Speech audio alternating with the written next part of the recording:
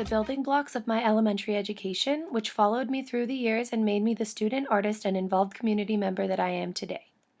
For my K through 5th education, I was enrolled in the Spanish immersion program at Alvarado Elementary School. Spanish immersion means that each grade was broken into 4 classes, 2 of which were taught in English and the other 2 taught strictly in Spanish. So all of my classes, from math to science to art and social studies, were all taught in Spanish from kindergarten to 5th grade. Not only was my education bilingual, it was also heavily focused on the arts. We learned about and celebrated different Latinx cultures through dance performances and creating art. I can remember every year doing something different. Every kindergarten class who had Miss Blair as their teacher performed a salsa dance to La Bamba for the annual talent show. A few years later, when we studied the Incas and the Mayans, we made indigenous headdresses with feathers made out of colorful paper and performed an indigenous story and dance. In 2nd grade, my friend Brian's mother came in and taught us a traditional Colombian cumbia dance that we performed for the school.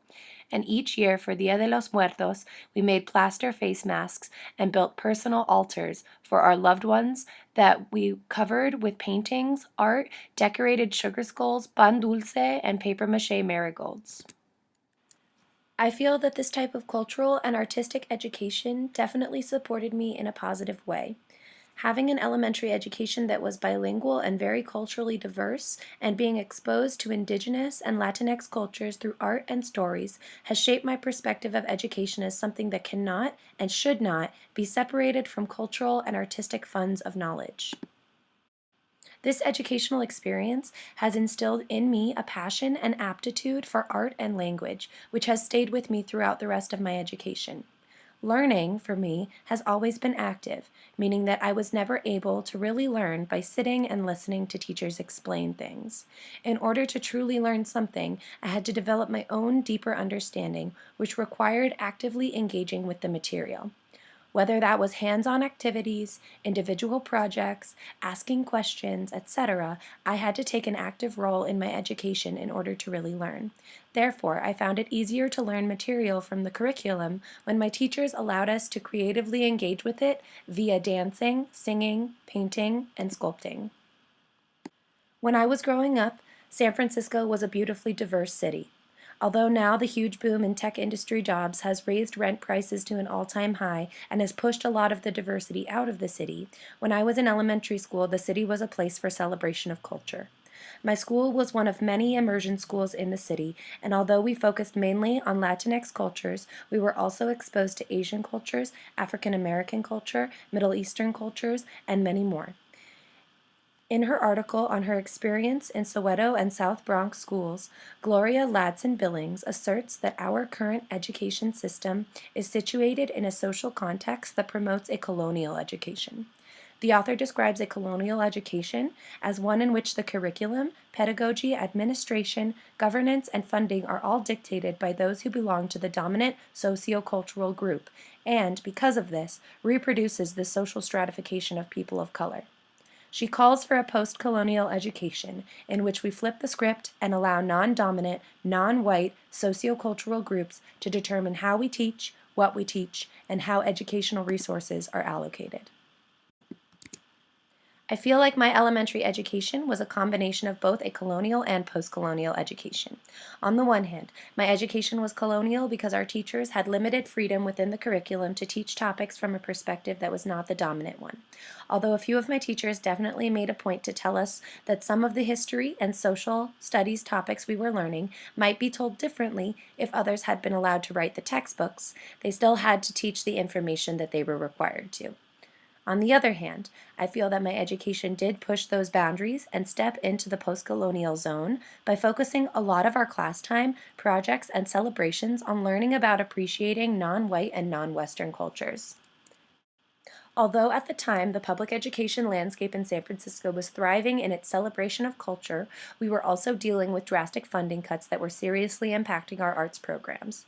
The powers that be had decided that the arts were less important than other curriculum material, and that the former could be sacrificed without impacting our ability to comprehend the latter. This was completely untrue. What those in power, making those decisions, did not understand was that the arts helped us not only to learn, but develop our own deeper understandings of concepts in math, science, and history. Because of this, the cuts in art funding were extremely detrimental to our education and denigrating of our identities as creative thinkers and cultural beings. According to Moll et al., funds of knowledge are historically accumulated and culturally developed bodies of knowledge and skills essential for household and individual functioning and well-being. By this, the authors mean that these funds are types of knowledge that we bring to the classroom, which we have learned from our family and culture. This type of knowledge holds great potential for utility in the classroom. By accessing our students' funds of knowledge, teachers can inform our own teaching practices and lesson plans to align with what students already know. By acting as a bridge between funds of knowledge and the classroom experience, teachers can build respect and trust, confianza, between themselves and their students. Intersectionality plays a huge role here. The funds of knowledge that my classmates brought to class with them were each unique and special because of our different intersecting identities. My personal funds of knowledge were informed by my multiple intersecting identities as a girl, as a white person, but also as an athlete, an artist, a performer, a friend, a San Franciscan, etc. The presence of community and family at my school helped to celebrate mine and my classmates' intersecting identities and funds of knowledge. Through creating art, performing dances, singing songs, and telling stories from Latinx and indigenous cultures, we were able to celebrate the vast range of peoples and funds of knowledge that were represented not only at my school, but in our diverse San Francisco community. Reflecting now on being a white person learning in a multicultural and bilingual context, I perceive my education differently than I did when I was experiencing it.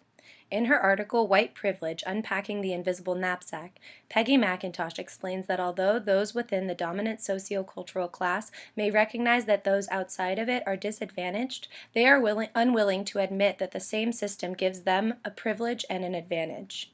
For example, we are taught that racism puts people of color at a disadvantage, but not about the advantages that that same system provides white people. McIntosh describes this as the invisible knapsack, an invisible package of unearned assets that are afforded to some for no other reason than their membership in the dominant group. The author goes on to say that because our oppression of others is often unconscious and that we are not taught to recognize our participation in a damaged system, those who belong to the dominant class are systematically over-empowered. This unearned power that is systematically conferred to us can look like strength, but is mostly just permission given by the system to be ignorant and dominant of others. Reflecting on how my identity as a white person aligns with my multicultural and bilingual education has shifted the way that I perceive my education. With a deeper understanding of my white privilege and how it has allowed me to move easily through the world around me, I see my education in ways that I did not when I was experiencing it. While I see my multicultural and bilingual education as an advantage because it helped me develop a talent for arts and languages, this may not be the case for my Latinx classmates. Did they also benefit in the same way from this type of education, or was it detrimental for them? Do they look back on it with the same positive regard that I do? Do others in our society see their bilingual education as positive or negative? Are they advantaged or disadvantaged because of it? Although myself and others may see the diversity of my elementary education as a positive thing as a white person, the same may not be the case for my classmates of color. This reflection on my education can inform my own practice as a teacher by reminding me of the important role that linguistic diversity, culture, and art played in my own education. By implementing that same importance in my own lesson plans, I can create a classroom environment that values diversity and creative expression.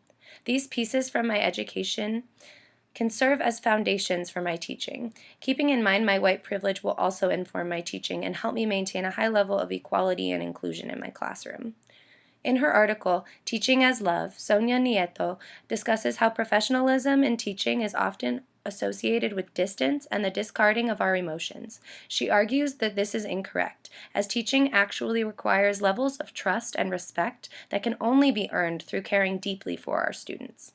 Nieto describes teaching as a vocation based on love and reminds us that teachers can show love for their students by respecting and affirming their identities, as well as demonstrating an unwavering faith in their abilities.